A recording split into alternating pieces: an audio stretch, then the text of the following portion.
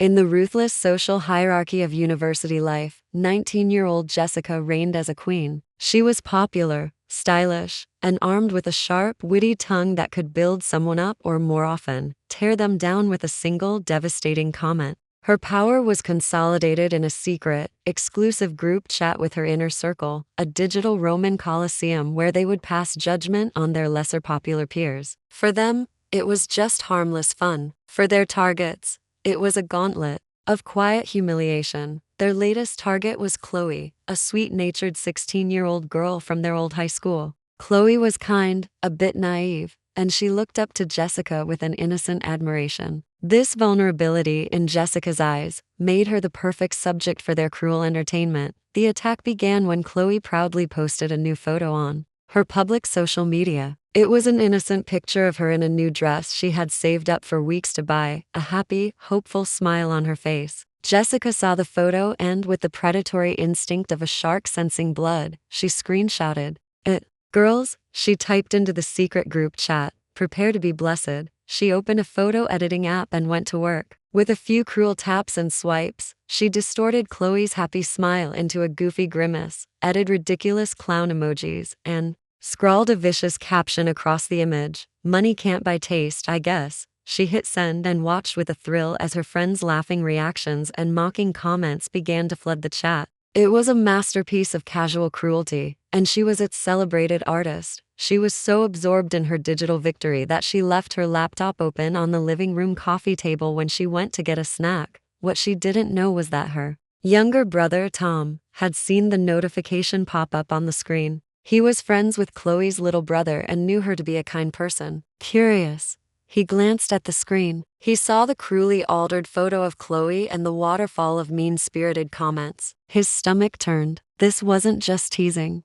It was bullying, pure and simple, his heart pounding. He went to find his mother. "Mom," he said, his voice quiet, "you need to see what Jessica is doing." Mrs. Davis, a woman whose strongest belief was in the simple, non-negotiable power of kindness, followed her son into the living room. He pointed to the laptop. She leaned over and began to read. As she scrolled through the messages, her expression shifted from confusion to disbelief, and then to a cold, quiet fury she had not felt in years. She saw the original, sweet photo of Chloe, and then the vicious, distorted version her own daughter had created and distributed. She saw the gleeful, laughing comments, egged on by Jessica. It was a premeditated act of emotional vandalism. She heard Jessica's key in the front door. She had just returned from a shopping trip, laughing on the phone with one of the very friends from the group chat. Mrs. Davis didn't close the laptop. She didn't hide the evidence. She simply stood up, her face a mask of stone, and waited by the coffee table, a silent, avenging figure ready for the confrontation. The queen of the group chat was about to be dethroned. Jessica walked into the living room, still laughing from her phone call, and froze. Her mother was standing by the coffee table, her arms crossed, her face a mask of cold, quiet fury. And on the open laptop screen, the secret group chat was displayed like an indictment. The laughing smile vanished from Jessica's face, replaced by a look of pale, cornered dread. "Mom," she began, her voice barely a whisper. It's not what it looks like. It was just a joke." "A joke?" her mother replied, her voice dangerously calm. She pointed to the screen. "Does that look like a joke to you, Jessica? That is a kind, sweet girl who looks up to you. And you took her happiness, and you twisted it into something ugly for the entertainment of your friends. That is not a joke. That is bullying. And I will not raise a cruel daughter. Not in my house." The word cruel hung in the air between them, an undeniable verdict. "You have used this screen," her mother continued, gesturing to the laptop, "to inflict pain without consequence. You have hidden behind a group chat to be a coward. So now, you will face a consequence that is direct, personal, and unforgettable." She walked to the hallway closet and retrieved a long, flat wooden paddle. It was an object of serious discipline, one Jessica hadn't seen in years. "You have behaved with the maturity of a mean-spirited child," her mother said, her voice grim with a sad resolve. "So you will be disciplined as one. You will bend over the arm of this sofa. Now."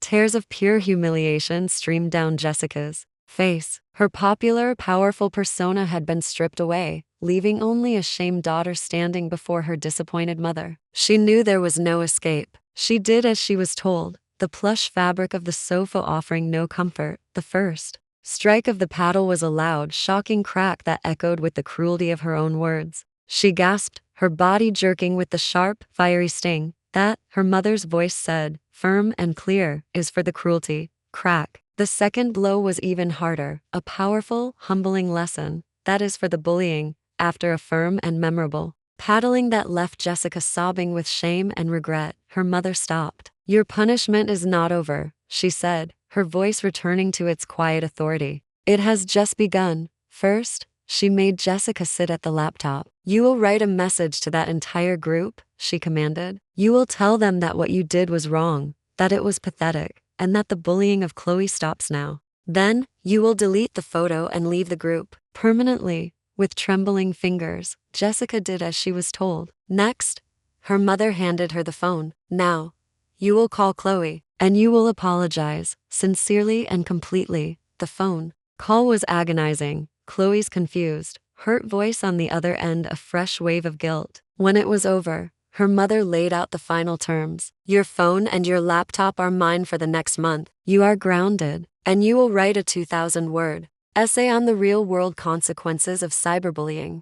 I want it on my desk, handwritten. The following weeks were a quiet, humbling lesson in reality. Stripped of her digital kingdom, Jessica was forced to confront the person she had become. She wrote the essay, the research sickening her as she read stories of the real pain her harmless jokes could cause. A month later, her phone was returned. The first thing she did was send a private message to Chloe, apologizing again, this time with a depth of understanding she hadn't had before. To her surprise, Chloe replied, accepting her apology with a simple, quiet grace. That evening, she sat with her mother in the living room. The silence was comfortable now, the trust slowly being rebuilt. Jessica had learned a hard, painful lesson. The sting of the paddle had been a sharp reminder of the price of cruelty. But the real lesson was in the quiet, reflective weeks that followed, where she realized that true power wasn't in the ability to tear someone down with a witty comment, but in the character it took to build them up with a kind one.